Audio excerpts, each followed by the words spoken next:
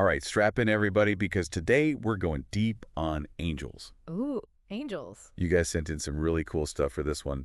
We got some YouTube videos, some biblical analysis, Nice. even some Wendigoon in the mix. So Love that. yeah, it seems like you're ready to explore all facets of this, like angelic encounters, the hierarchy of heaven. It seems like they're really trying to figure out how angels are perceived, both by the faithful and the more skeptical. Yeah, exactly. And to kind of get us started, one of the videos you guys sent in really caught my attention. Okay.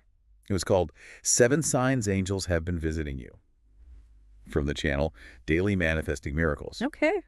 And they list all these everyday things that might be signs of angels, things that, maybe you wouldn't even think twice about. Really? Like what? Well, they mentioned finding feathers in unexpected places, especially white ones. Huh. Or like suddenly hearing ringing in your ears. Maybe it's not tinnitus. Right. Maybe it's an angelic ringtone. Whoa. And get this, they even say that finding coins in odd places could be a sign. That's interesting. I've heard about the feather thing before. Yeah. There's just something about finding a feather, especially a white one, that feels almost symbolic, Exactly. like a little whisper of hope. Right. And the video emphasizes that. White feathers as a sign of hope and peace. Oh, wow. They also mentioned sensing a presence, seeing flashes of light or orbs in photos, feeling southern warmth, and receiving messages in dreams. Have you ever experienced anything like that? Well, I can't say I've ever had a full-blown angelic visitation, Right. but I have found feathers in strange places before, and I have to admit, it did make me stop and think for a second. Yeah. I think it's very human to want to find meaning in those types of events. Totally. I mean, we're pattern-seeking creatures by nature. Yeah. We want to believe there's a reason for things, even if it's, finding a penny on the sidewalk. Exactly. And it's so fascinating how these seemingly random events can take on so much significance, Yeah. especially if you're already open to the idea of angels. It's like our brains are primed to connect the dots and see those little hints of something bigger than us. Yeah, it really makes you think twice about those everyday moments, doesn't it? It does. Like maybe there's more to them than meets the eye. For sure. Okay, so those everyday signs are pretty interesting. Right. But, you guys also send in some sources that, really dig into the biblical descriptions of angels. Yeah. We got Wendigoon and LoveThyBible, kind of breaking down, all the different types and their roles in the whole hierarchy of heaven. Yeah, at the angelic hierarchy, it's a fascinating concept. It is. It's not really about power levels, it's more about how close they are to God. So it was less about who's got the biggest wings and more about spiritual closeness. Exactly. The sources that you send in describe like 3 tiers, Okay. and the ones closest to God are the Seraphim, Cherubim, and Thrones. Dude, those names sound so intense. They're cute. Seraphim, Cherubim. I'm picturing like some fantasy epic. Oh, descriptions are pretty epic. Like take the Seraphim, for instance. They're always described as having 6 wings, 2 covering their faces, 2 covering their feet, and 2 for flying. Whoa. And they're constantly just surrounding God's throne, singing praises. I'm trying to imagine what that would sound like. I know. Like all these beings just praising God constantly. It must be something else. I mean, the prophet Ezekiel, he actually had a vision of the Seraphim. Oh, wow. And he described them as burning ones, Burning ones. beings that radiate light and heat. Huh. So dazzling that they have to cover their own eyes. That's wild. What about the cherubim? What makes them stand out? Well, according to Ezekiel, again, Yeah. they have 4 faces, a man, an ox, a lion, and an eagle. What? And their bodies are like lions covered in wings and eyes. Hold on. Lions with wings and 4 different faces. That's a little different than the little chubby babies you see on greeting cards. Yeah, a bit of a contrast, right? Yeah. That image of cherubs as like chubby babies is more of a Renaissance thing. Oh, really? The biblical description is a lot more fearsome. Yeah. It makes you wonder why that image changed so much over time. It does. It's like we took this powerful, multifaceted being and made it into a Hallmark decoration.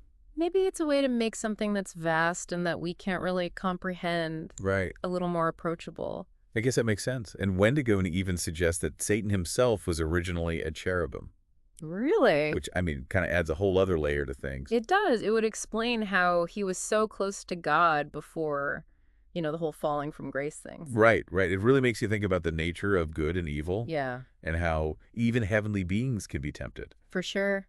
But we haven't even talked about the thrones yet. Oh, yeah. The thrones. What's their deal? They're often depicted as these wheels within wheels, That- constantly spinning and covered in eyes. So like some kind of divine celestial engine just constantly in motion, watching everything? Yeah. It's hard to even picture.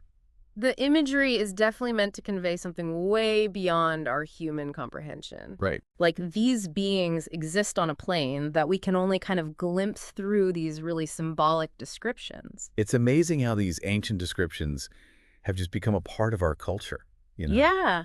I mean, think about the Ark of the Covenant in Raiders of the Lost Ark. Oh, yeah. Those golden figures on top, those are cherubim. Exactly. These aren't just abstract concepts. They're part of our storytelling, our art, our collective imagination. It's wild to think about how these beings, whether they actually exist or not, Right? have had such a big impact on human history and culture. Mm. Speaking of powerful beings, let's move on to the archangels. Okay.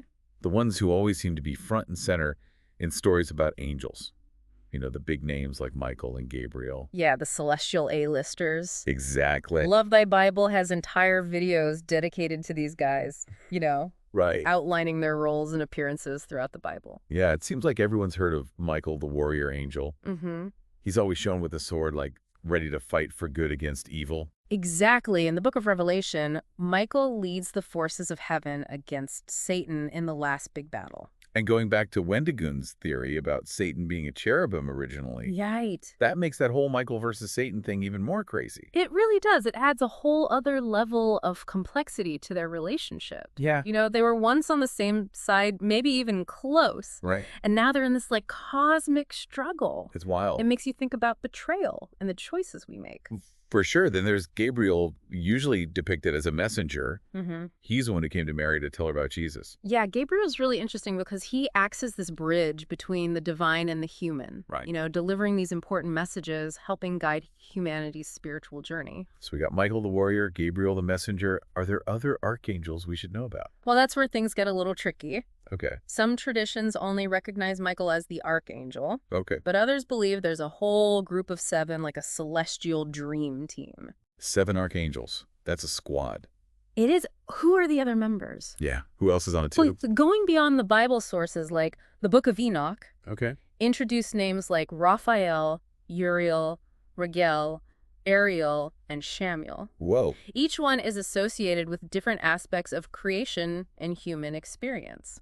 Huh. Interesting. So, for example, Raphael is often associated with healing, Uriel with wisdom and illumination, and Raguel with justice and vengeance. It's almost like this giant cosmic org chart Yeah. with angels overseeing everything from these big battles between good and evil Mm-hmm. to like the smaller things in our lives. Exactly. But what about those everyday angels? Yeah. The ones who aren't as famous, but maybe more important to us? You mean like guardian angels? Yeah, exactly. Hmm. If they're so powerful, why don't they stop bad things from happening? Right. Why is there still so much suffering and pain in the world? That's where free will comes in.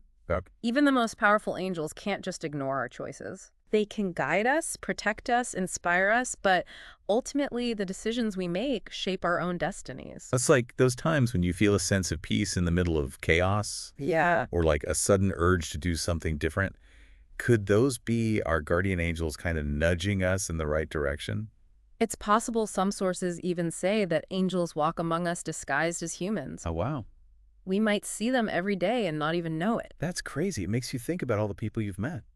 It does. Who knows? Maybe some of them were angels in disguise. Maybe. The idea that they could be so close watching over us is kind of comforting. Yeah, and it reminds us that we're not alone in this journey, Yeah. These beings of light are there, offering support and guidance even when we don't see them.